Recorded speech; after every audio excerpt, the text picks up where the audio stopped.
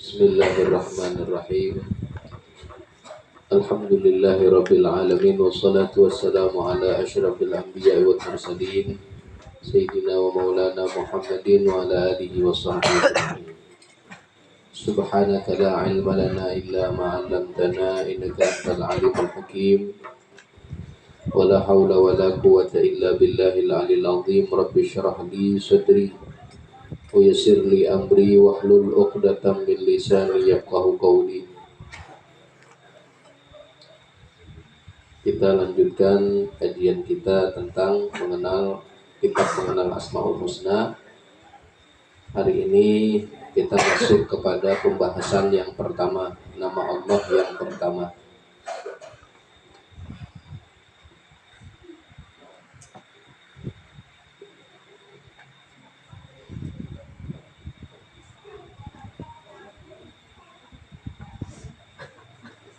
Bismillahirrahmanirrahim. Qala al-musannifu rahimahullahu ta'ala wa nafa'ana bihi wa bi ulumihi fid dharain amin. Mengenal nama Allah Subhanahu wa ta'ala yang pertama yaitu Allah. Jadi yang pertama itu adalah Allah.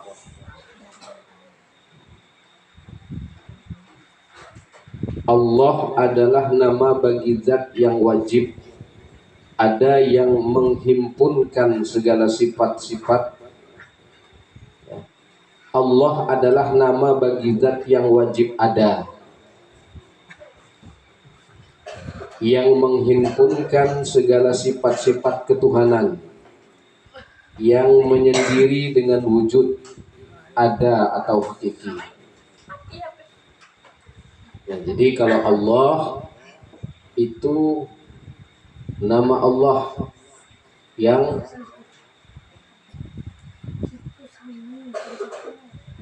nama tersebut adalah bagi zatnya. Kalau kemarin kan ada nama Allah itu ada yang bagi zatnya, bagi sifatnya, bagi afalnya. Nah kalau Allah itu masuk kepada kategori zatnya, bagi zatnya. Al-Imam Al-Ghazali rahimahullahu ta'ala berkata, ketahuilah bahwa nama Allah adalah yang paling istimewa atau paling besar di antara nama-nama yang lainnya. Yang paling besar, yang paling agung itu adalah nama Allah di antara nama-nama di Asmaul Husna itu. Kenapa nama Allah yang paling besar dari yang lainnya? Di antaranya karena Allah menunjukkan zatnya. Kalau kita mudahkan zatnya tuh, tapi bukan berarti kita menyamakan Allah itu dengan makhluk ya. Supaya mempermudah pemahaman, zatnya itu orangnya yang utuh. Orangnya, bukan sifatnya, bukan pula af'al atau perbuatannya, tetapi zatnya, orangnya, itu maksudnya. Ya. Para ulama berkata nama Allah paling banyak disebut dalam Al-Quran. Di dalam Al-Quran tuh yang paling banyak disebut adalah nama Allah, paling banyak. Nah, di antara mereka itu, mereka para ulama itu, ada yang menghitung sebijian Al-Quran itu dihitungnya. Dihitung nama Allah itu. Bismillahirrahmanirrahim. Kok dah? Ya, Bismillah. Ada satu kan? Allah. Alhamdulillahirabbil alamin. Alhamdulillah. Berapa dah?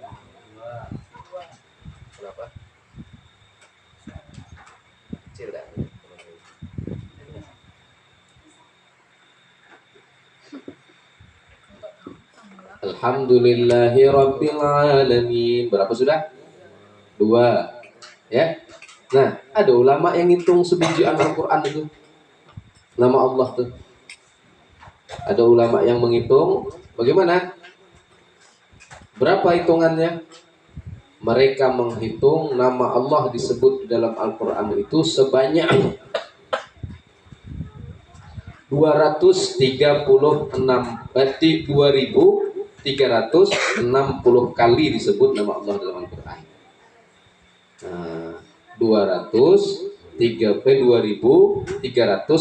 kali disebut nama Allah di dalam satu biji Al-Quran tuh. Ini tugas ulama nih, kalau kita tak tergawe ya dah. Cari seko ngitung banyak sebiji Al-Quran tuh. Ada ulamanya yang bergawe masalah itu. Ya.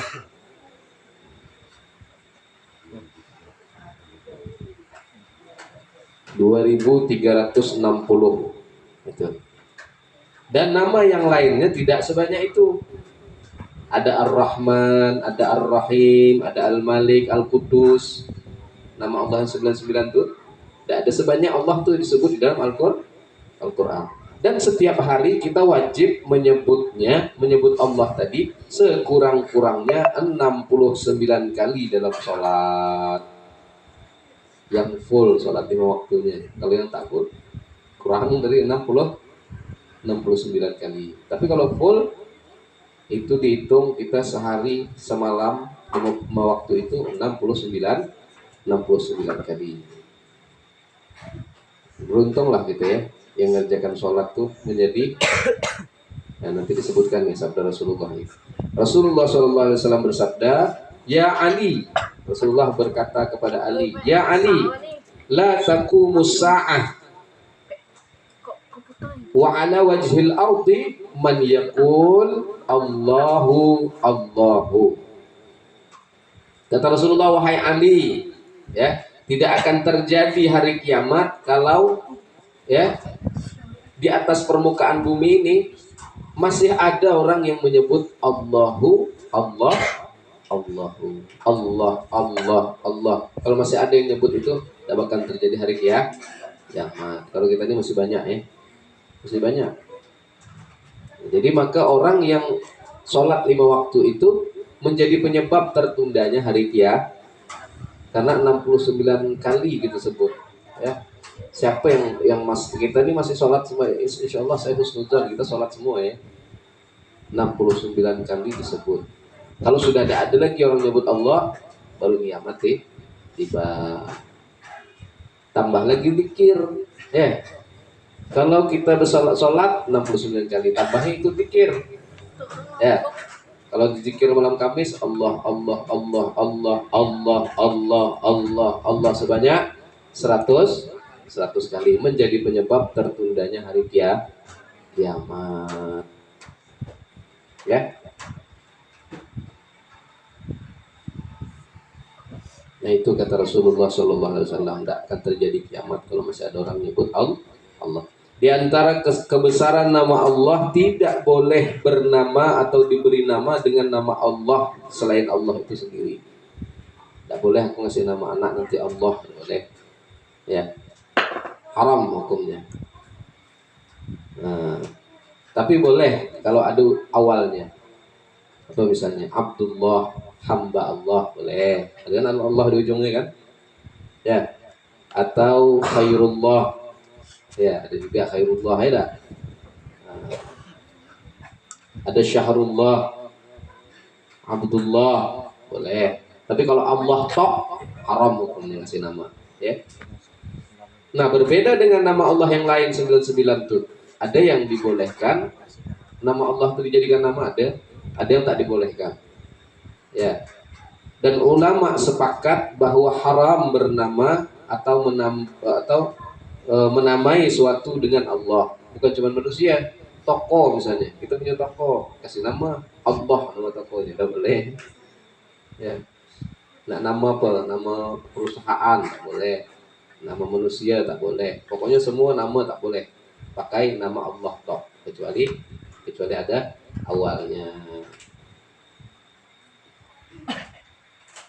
Al-Imam Al-Ghazali rahimahullah ta'ala berkata, kalau kita sudah meyakini nama Allah, nama yang pertama ini yaitu Allah, selanjutnya kita berusaha agar bisa menjadi Abdullah. Kalau sudah tahu, sudah yakin, sudah beriman dengan nama Allah, sudah paham akan kebesaran nama Allah yang Allah tadi itu, maka akhlak yang harus kita tumbuhkan. Kita harus menjadi hamba Allah atau Abdullah, supaya kita dapat bagian dari nama ini, ya. Jangan cuma sekedar paham, dan jangan cuma sekedar meyakini, tapi kita berusaha berakhlak dengan akhlak nama Allah yang pertama itu. Bagaimana caranya? Agar menjadi seorang hamba Allah. Banyak yang mengaku-ngaku hamba Allah, tapi belum tentu dia bersifat seperti selayaknya hamba Allah. Kalau kita hanya tahu nama tetapi belum menjadi hamba Allah, tidak berpengaruh pengetahuan kita itu. Tahu tak dengan Allah? Tahu lah. Apa dia Allah tuh? Allah tuh qul huwallahu ahad. Tahu lah. Tapi tidak ada akhlak dengan akhlak sebagai hamba Allah, maka tidak akan berpengaruh. Kalau Allah tuh jangankan orang Islam, orang Kristen pun tahu, ya. Nah, yang disuruh bukan sekedar tahu, tetapi berusaha untuk menjadi Abdullah atau hamba Allah. Bagaimana sosok atau figur hamba Allah yang sebenarnya? Selanjutnya Al-Imam Al-Ghazali rahimahullah ta'ala berkata, untuk menjadi seorang hamba Allah yang sebenar-benarnya, yaitu ada 4 syaratnya. Nah, ini kalau ada buku catat ya. Syarat menjadi hamba Allah itu ada 4. Yang pertama, bagaimana syarat menjadi hamba Allah? Yang pertama, la yara ghairallah. Ia tidak melihat akan selain Allah. Maksudnya, semua yang dilihatnya membuat ia ingat bahwa itu ciptaan Allah Subhanahu wa ta'ala. Kalau kita bisa menerapkan yang satu ini saja, kita mudah mendapat banyak manfaat. Artinya setiap dia melihat sesuatu, koneknya kepada Allah Subhanahu wa ta'ala. Melihat indahnya ciptaan, ada Allah buat pemandangan yang indah, ya, hijau, pepohonan yang indah, maka koneknya ke Allah. Dia mengucapkan Maha Suci Allah yang telah menciptakan keindahan-keindahan ini.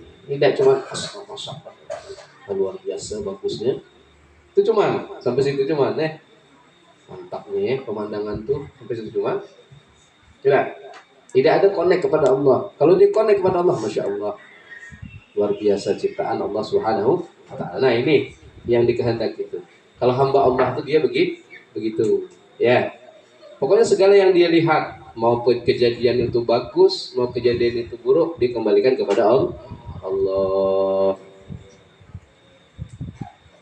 Kita berjalan, tahu berjalan di tengah jalan lapang tuh, berak burung kena dahi kita. Berak burung langsung jatuh ke dahi kita. Itu kalau kita tidak connect kepada Allah, maki-maki itu. Jangan burung. Itu dah gitu. Ya dah. Tapi kalau kita connect ke Allah, apa?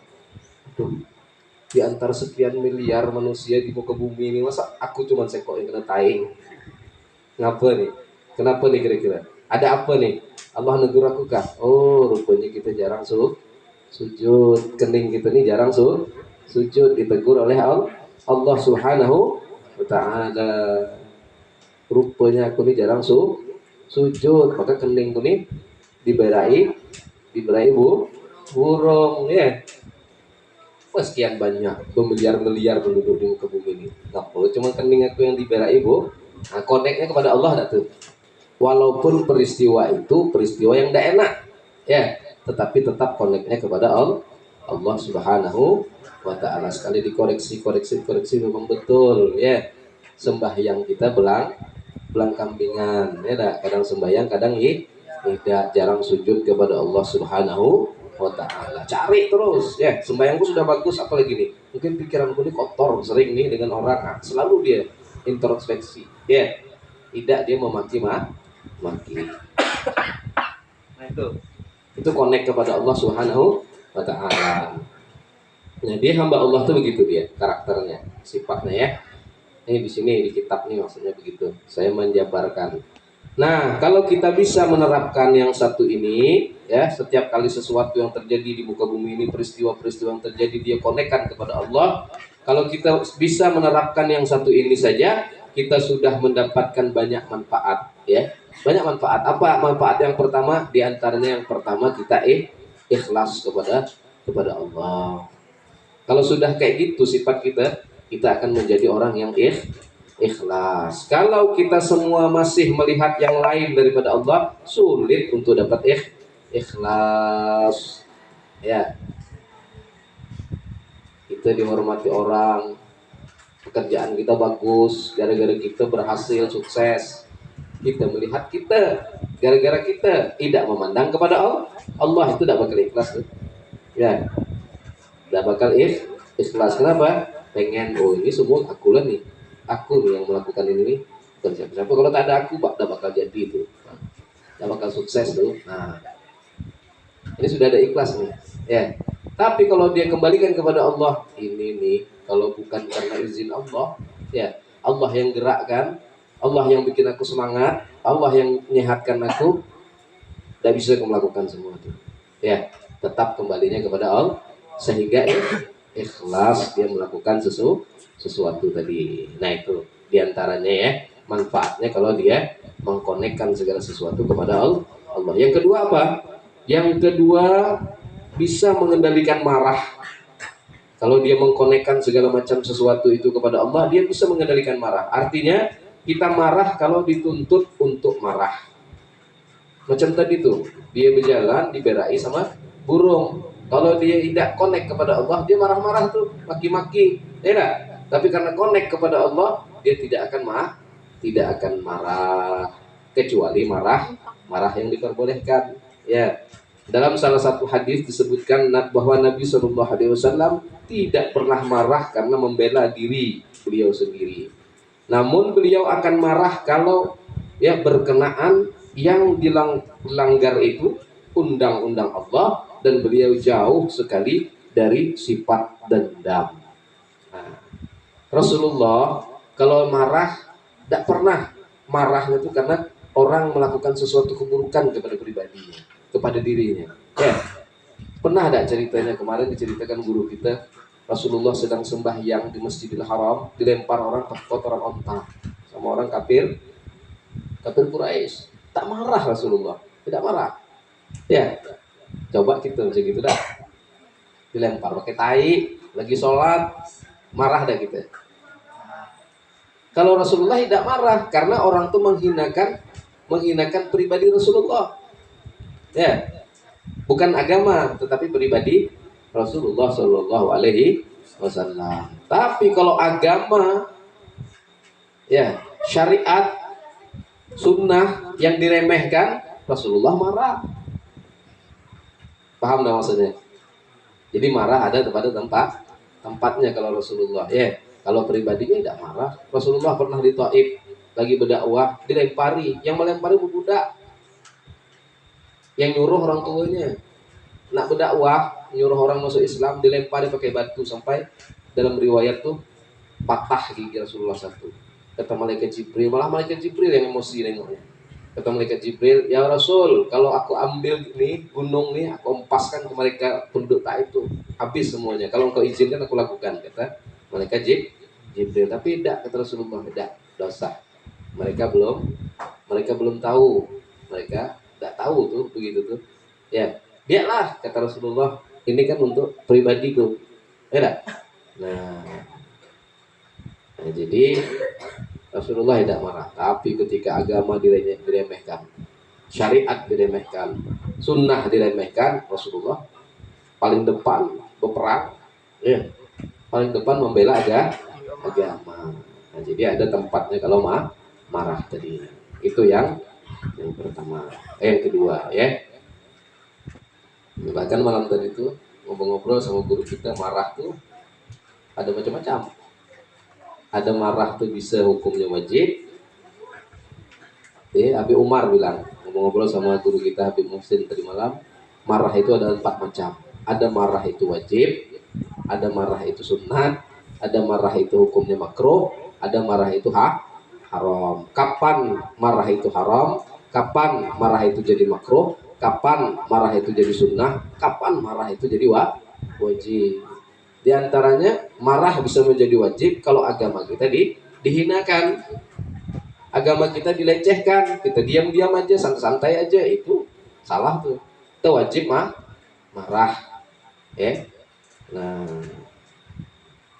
tapi kalau marah tak karu-karuan, pemarahan tak jelas, itu hukumnya haram. Ya, tak jelas, marah-marah, tak ada pasalnya marah. Nah, itu lain cerita tuh, ya.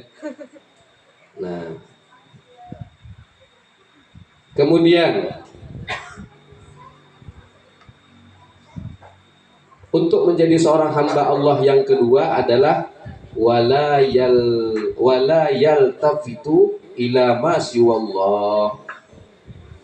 Artinya ia tidak menoleh kepada sesuatu selain kepada Allah, yakni dalam bertindak, berkata-kata, berpakaian, dan dalam keadaan apapun yang diperhatikannya hanya Allah. Apapun yang dilakukannya atau diperbuatnya, apabila Allah Subhanahu wa taala sudah meridhoi, tidak perlu ia dengan orang lain. Tentunya dengan ilmu, ya. Tahu perkara-perkara ini dilakukan diridhoi oleh Allah. Ini Allah ridho kalau kita melakukan ini. Ini Allah ridho kalau melakukan ini. Dia tak ada kompromi lagi sama orang. Ya, aku bakal melakukan ini dan Allah ridho dan aku terus akan melakukannya. Walaupun ada orang begini begitu tak peduli dia. Nah, karena apa? Yang dia pandang hanya Allah Subhanahu wa taala. Yang ketiga dan keempat, wala yarju wala yakhafu illa iyyah. Artinya ia tidak mengharap dan tidak takut kecuali hanya kepada Allah Subhanahu wa taala. Maksudnya dalam keadaan apapun dia cuma berharap kepada Allah dan juga dia tidak takut kecuali hanya kepada Allah. Kalaupun ia takut kepada sesuatu selain Allah, pastilah takutnya itu sesuai dengan yang disuruh oleh Allah. Misalnya menghindari dari ular yang berbisa, singa, dan apapun yang dianggap membahayakan. Tidak takut kepada selain Allah. Dan dia tidak takut kecuali hanya kepada Allah. Tapi kalau takutnya takut karena itu perintah Allah, kita keluar malam, tahu-tahu ada ular berbisa lewat. Nah, kalau kita bisa bunuh. Tapi kalau kita tak berani, istilahnya kita berjalan, kita di dalam rumah, di luar tuh ada harimau, ada singa. Kalau kita keluar bakal mati. Itu tuh bukan kita takut dengan singa, kita tuh mengikuti perintah Allah. Ya, kita tak turun, ya, bukan karena takut, tetapi karena kata Allah dalam perintah agama, ya. Kita nak wuduk sembahyang, ya. Pas nak wuduk, kita tengok singa di situ.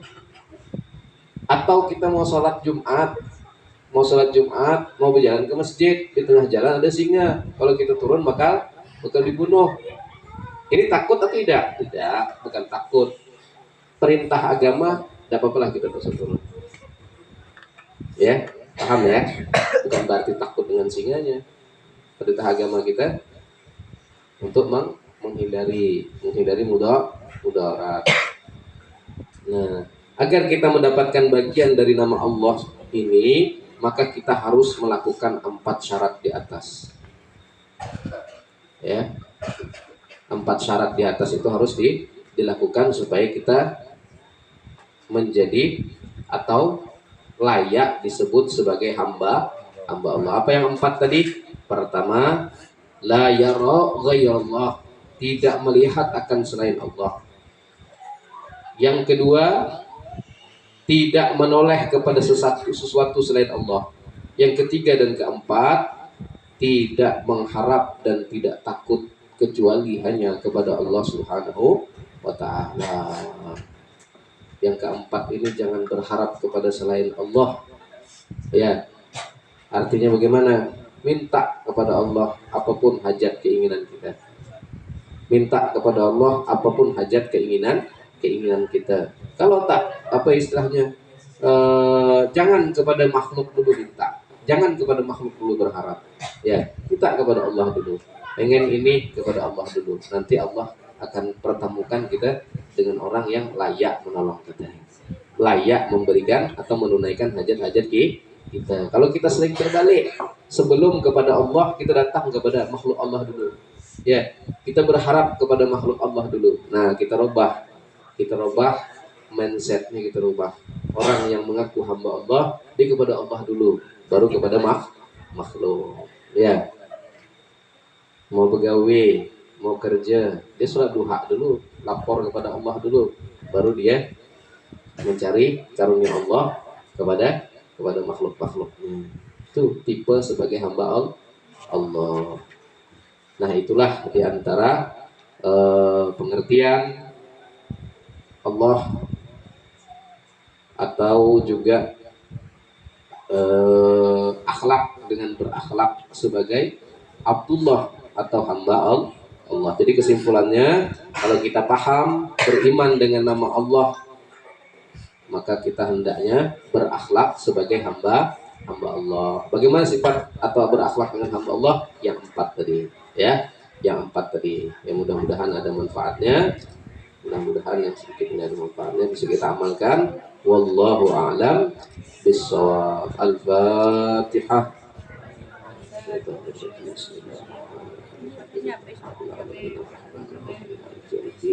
Iyyaka na'budu wa iyyaka nasta'in. Shiratal mustaqim. Shiratal ladzina an'amta 'alaihim ghairil maghdubi 'alaihim waladdallin.